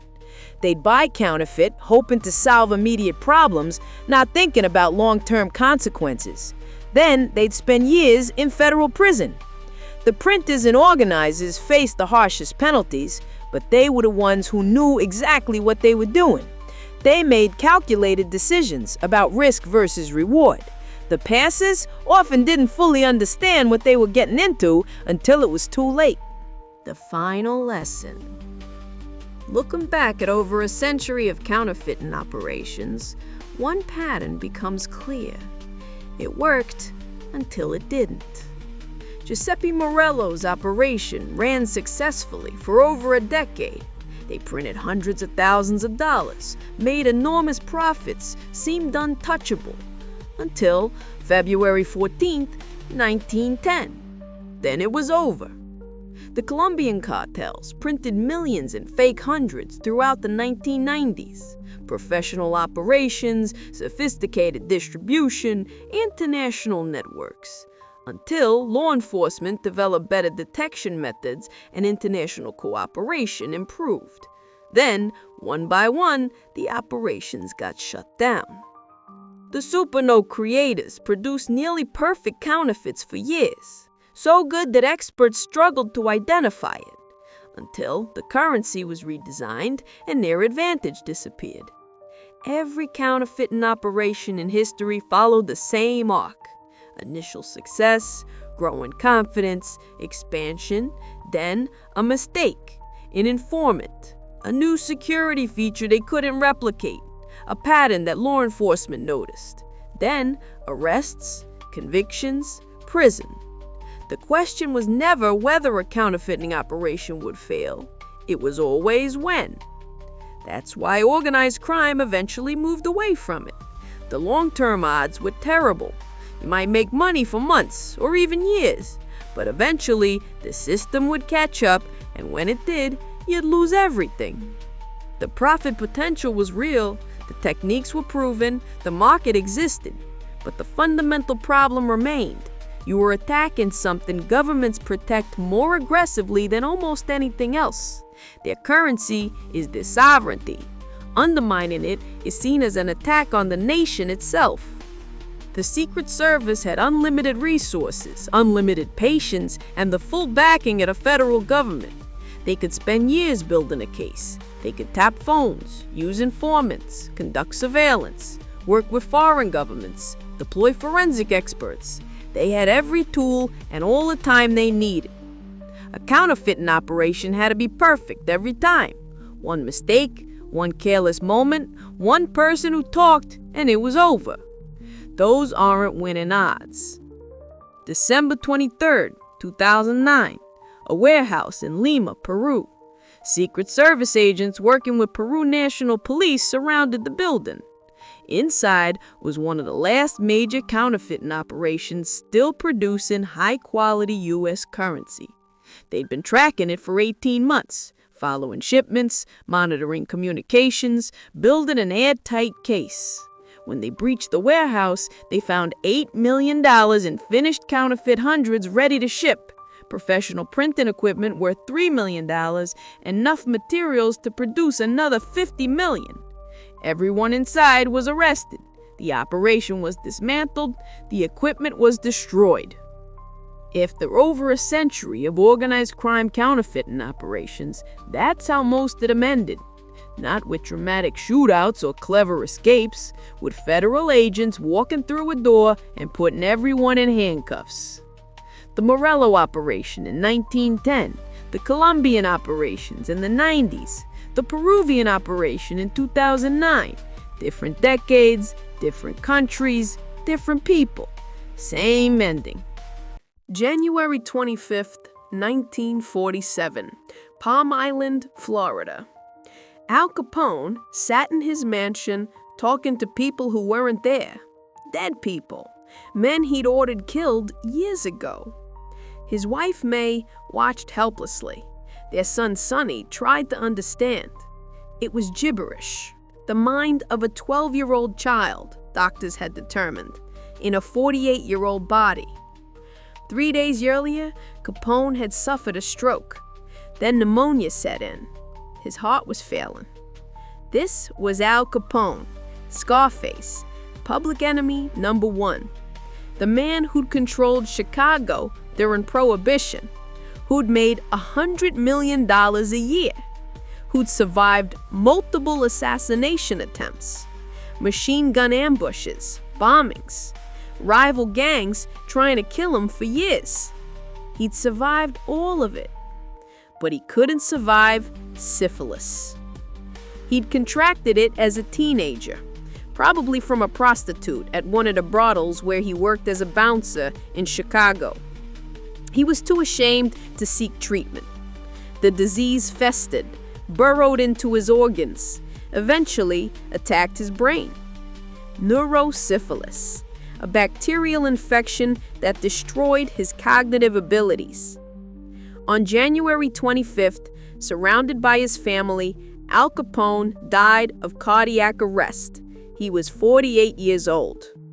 This is the story of how the most untouchable gangster in American history was destroyed by something he brought on himself. The Rise. Alphonse Gabriel Capone was born in Brooklyn on January 17, 1999. Italians, immigrants, working-class family. At age 14, he struck a teacher in the face. He was expelled. He never returned to school. He joined the 5 Points gang as a teenager. That's where he met Johnny Torrio and Lucky Luciano. Around 1919, Capone moved to Chicago. Torrio had invited him. He needed an enforcer. Capone started as a bouncer in one of Jim Colosimo's brothels. This is where the medical story begins. Capone had sex with prostitutes working there. He contracted syphilis. He was probably in his early 20s. Syphilis was treatable at the time. Salvarsan, a medication developed by Paul Ehrlich, worked fairly well if caught early. Capone never sought treatment. He was too ashamed. In May 1920, Jim Colosimo was shot to death. Capone was rumored to have killed him on Torrio's orders. With Colosimo dead, Torrio took over. Capone became his right-hand man. Perfect timing. Prohibition had just started. Whoever controlled bootlegging would make millions. By the mid-1920s, Capone's organization was making an estimated $100 million a year. But success brought enemies. The violence. The North Side Gang was Capone's primary enemy. Irish gangsters led first by Dean O'Banion, then Jaime Weiss, then Bugs Moran. In November 1924, Torrio ordered the murder of Dean O'Banion. He was shot to death outside his flower shop. The North Side Gang retaliated. They tried to kill Torrio in January 1925. Torrio was shot multiple times but survived. After recovering, he retired and gave control to the 26-year-old Capone. Now Capone was the boss. and the target. At least 10 gunmen tried to assassinate Capone in the mid-1920s. All failed. All ended up dead. In November 1927, Joe Aiello organized machine gun ambushes, one across from a cigar store Capone frequented. Police raided the locations and arrested the gunmen before they could act. September 20th, 1926, the Hawthorne Hotel. Capone was eating lunch. A motorcade of 10 vehicles pulled up. Northside gang members with Thompson submachine guns and shotguns. They opened fire, hundreds of rounds. Glass shattered everywhere. Capone's bodyguard, Frankie Rio, threw him to the ground, laid on top of him. Capone survived without a scratch. 3 weeks later, Jaime Weiss was killed outside the Northsiders' headquarters. Capone had ordered the hit. It was estimated that over 100 people died in building bombings attributed to Capone's orders during this period. He survived because he was careful, smart, ruthless. But while he was avoiding bullets and bombs, syphilis was killing him slowly, still untreated, still spreading. The St. Valentine's Day Massacre, February 14th, 1929. A garage at 2122 North Clark Street, Bugs Moran's headquarters. 4 men entered. 2 wore police uniforms. They announced it was a raid, told 7 men inside to line up against the wall. Then the shooting started. Thompson submachine guns, over 70 rounds. All 7 men were killed. The most brutal gangland massacre in American history. Bugs Moran wasn't there. He'd been running late. He survived by accident. Capone was at his Miami home. He had an alibi. But everyone knew he'd ordered it. He was dubbed Public Enemy Number 1. President Herbert Hoover ordered the federal government to take Capone down for tax evasion. The downfall. On June 5, 1931, Capone was indicted on 22 counts of income tax evasion. He thought he'd struck a deal for a 2.5-year sentence, but the judge refused to honor it. Capone tried to bribe jurors, but at the last moment, the judge switched to an entirely new jury. October 18, 1931, guilty. November 24th, 11 years in federal prison, $50,000 fine, $215,000 in back taxes. Capone was sent to Atlanta U.S. Penitentiary in May 1932. He was 33. Upon arrival, he was diagnosed with syphilis and gonorrhea, both untreated for over a decade. The syphilis had entered its latest stages. It had gone dormant for years, but it had been quietly attacking his internal organs, his brain. Alcatraz. In August 1934, Capone was transferred to Alcatraz. He was assigned a standard 9-by-5-foot cell, no privileges, no special treatment. He swept corridors, mopped floors, did laundry. He started reading books on English grammar, music appreciation, flower gardening. He subscribed to 87 newspapers and magazines. He started a prison band, learned to play the banjo. He'd never played any instrument before. He even wrote his own song, Madonna Mia, a tribute to his wife May. But his mental decline was becoming obvious. By 1936, he frequently failed to follow God's orders, not out of defiance, out of confusion. He couldn't process them. He'd wear his winter coat, hat, and gloves while sitting in his heated cell. He'd stare at nothing for hours. On June 23, 1936, fellow inmate James C. Lucas attacked Capone with scissors. Capone grabbed his mandola and swung it like a club. A guard intervened. In February 1938, Capone was officially diagnosed with neurosyphilis. The infection had been eating away at his brain tissue for years. He spent the last year of his sentence in the prison hospital wing, confused, disoriented. His wife, May, appealed for his release. His reduced mental capabilities meant he wasn't a pred anymore. November 16, 1939. Al Capone was released. He was 40 years old. His mind was destroyed.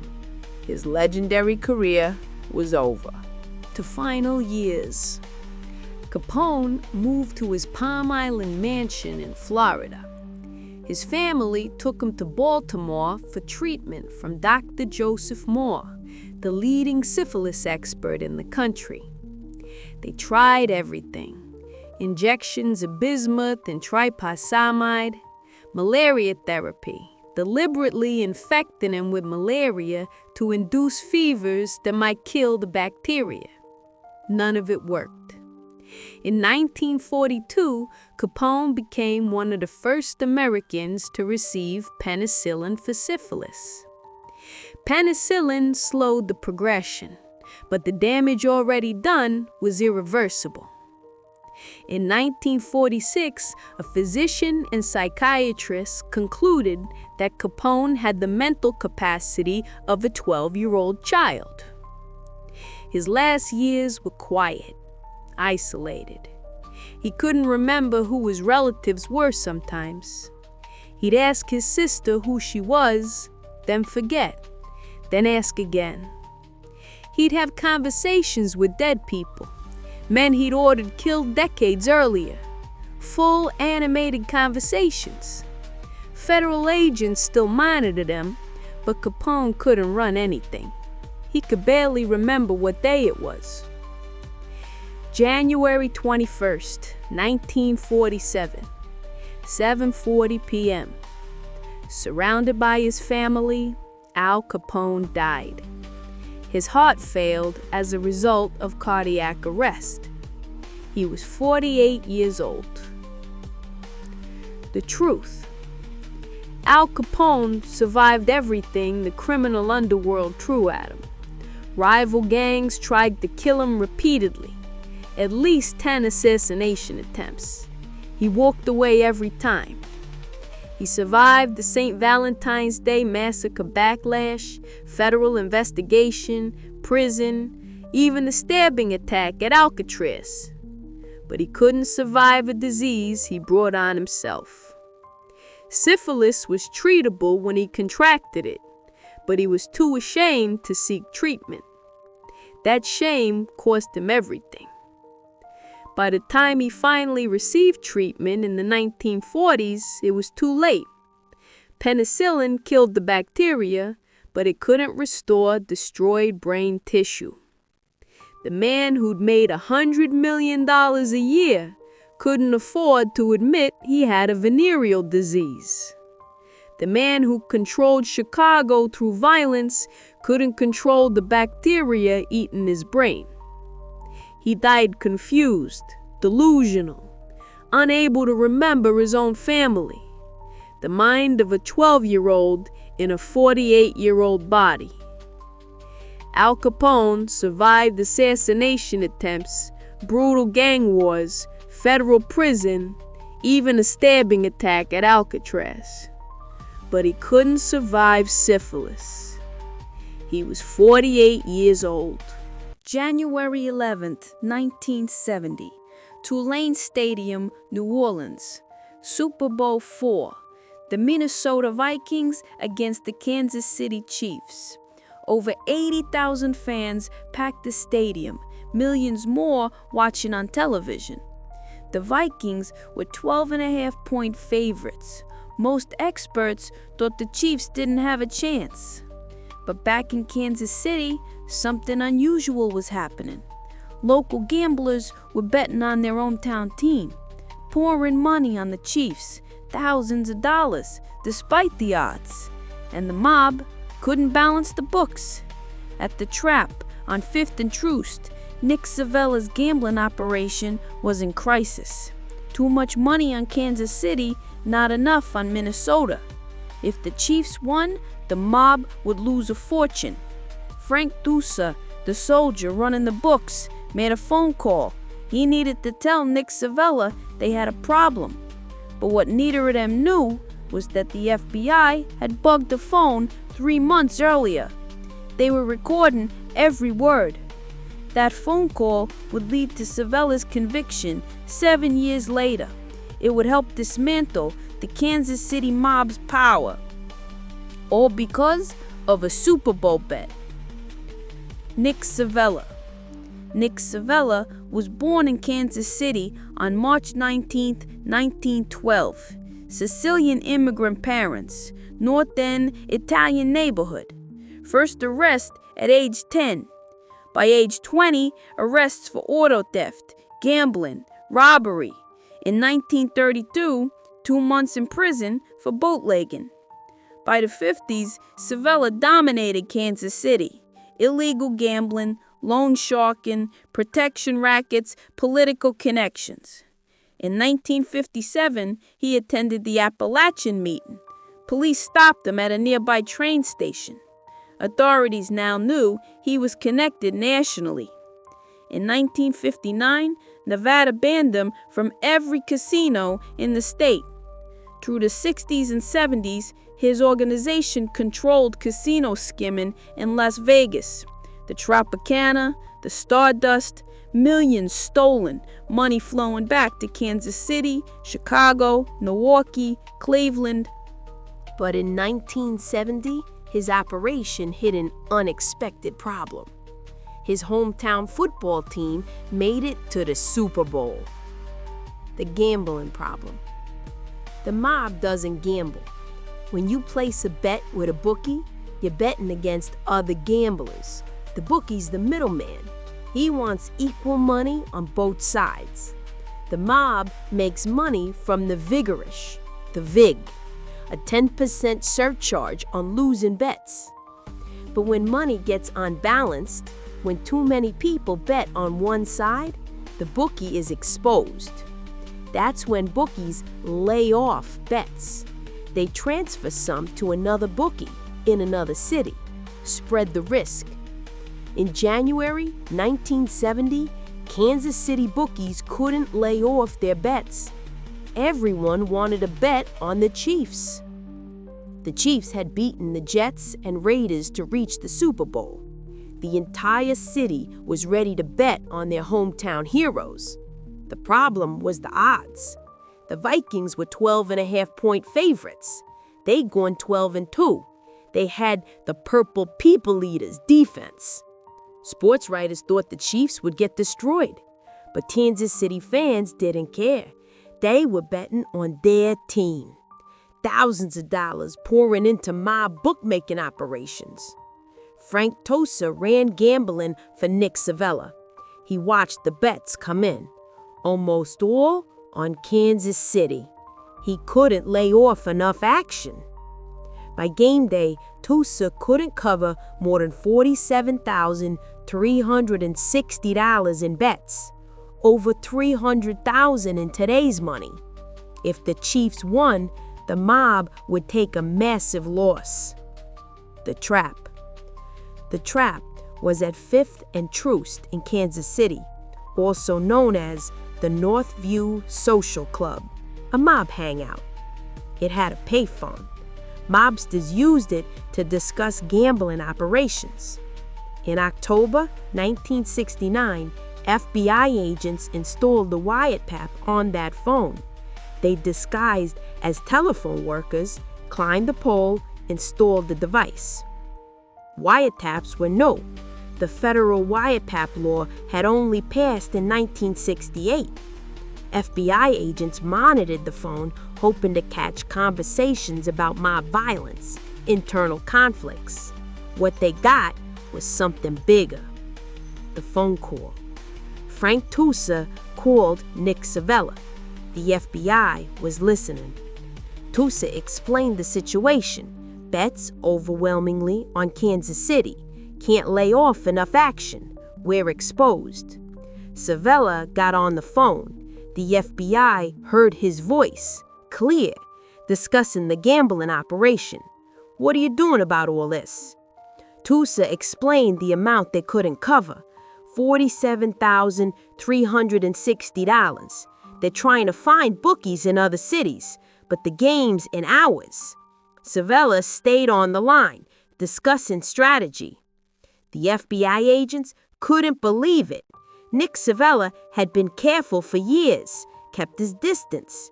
Now he'd incriminated himself directly, discussing illegal gambling, using specific numbers.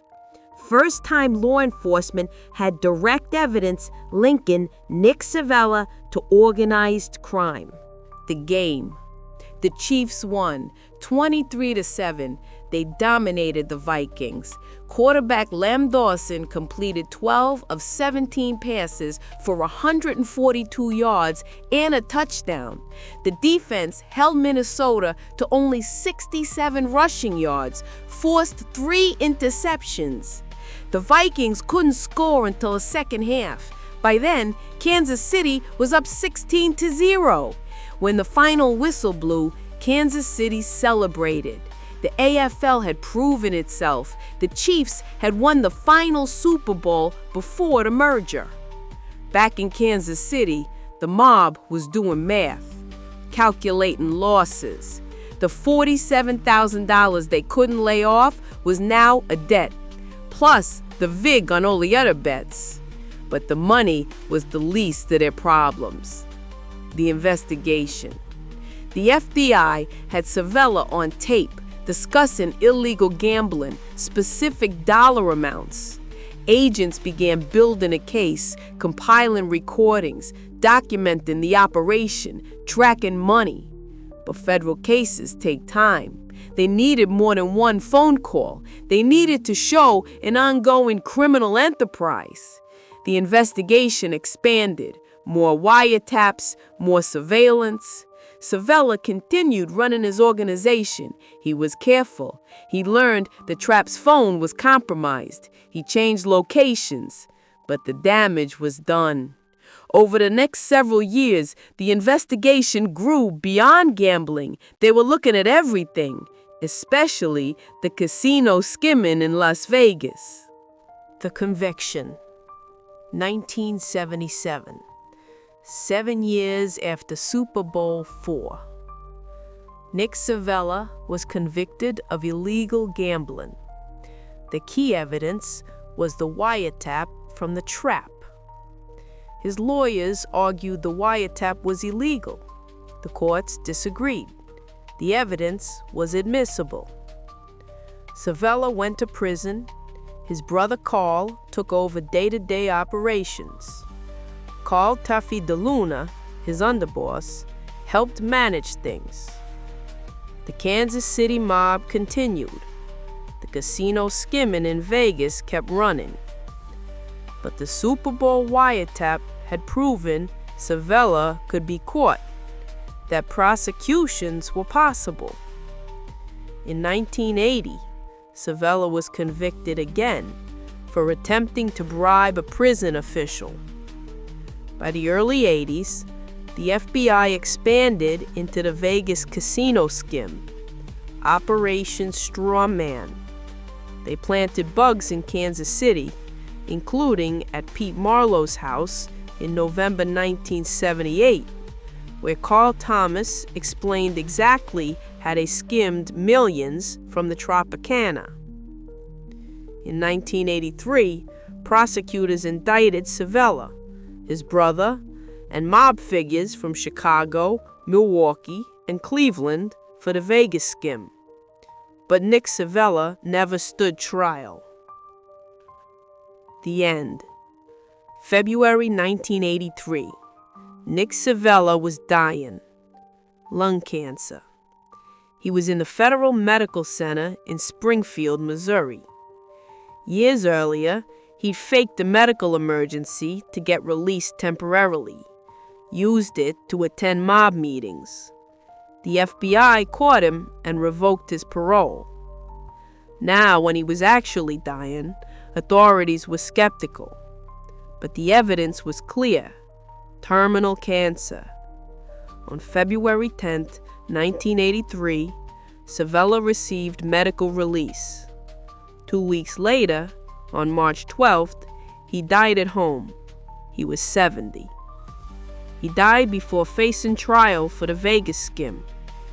His brother Carl was convicted later that year, sentenced to 30 years, died in prison in 1994.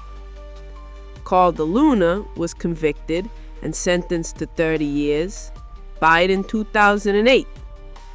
The Chicago mob bosses, Joseph Ayupa and Jackie Cerrone, were convicted and sentenced to 28 years each. The Kansas City mob never recovered.